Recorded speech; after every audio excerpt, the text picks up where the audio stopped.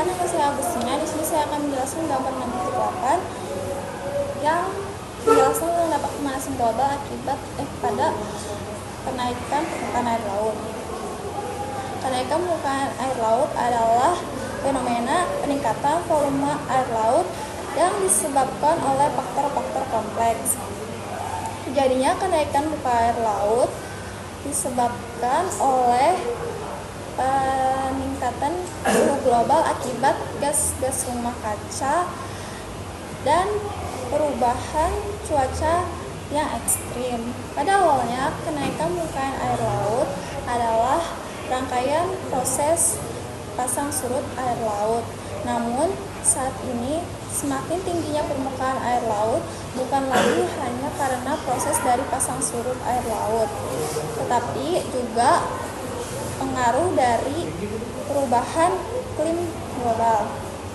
Pemanasan global terjadi ketika karbon dioksida dan polutan udara terkumpul di atmosfer yang menyerap sinar dan radiasi matahari yang telah dipantulkan dari permukaan bumi. Biasanya radiasi matahari akan lolos ke atmosfer, akan tetapi polutan memerangkap panas sehingga membuat planet menjadi lebih panas. Pada tahun 2010, kenaikan permukaan air laut tidak mengalami perubahan dramatis yang dapat diidentifikasi dalam skala global. Ketinggian air pasang untuk tahun 2050 dan 2100 beragam tergantung perubahan iklim yang digunakan.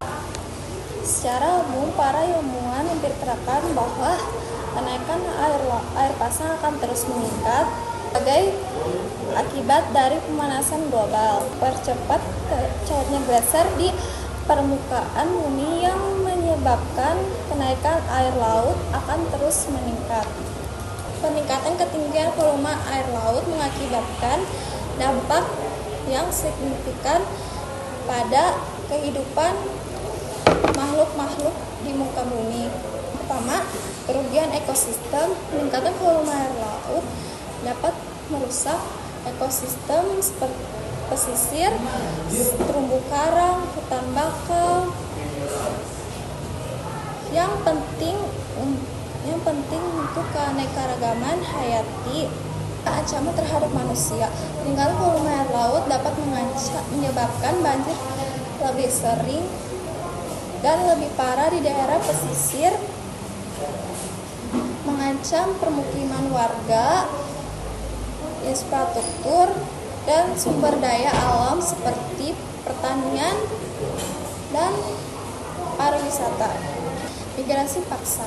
Meningkatnya volume air laut dapat memaksa populasi manusia di daerah pesisir bermigrasi paksa ke tempat yang lebih aman, yang bisa menyebabkan kerugian pada sosial dan ekonomi.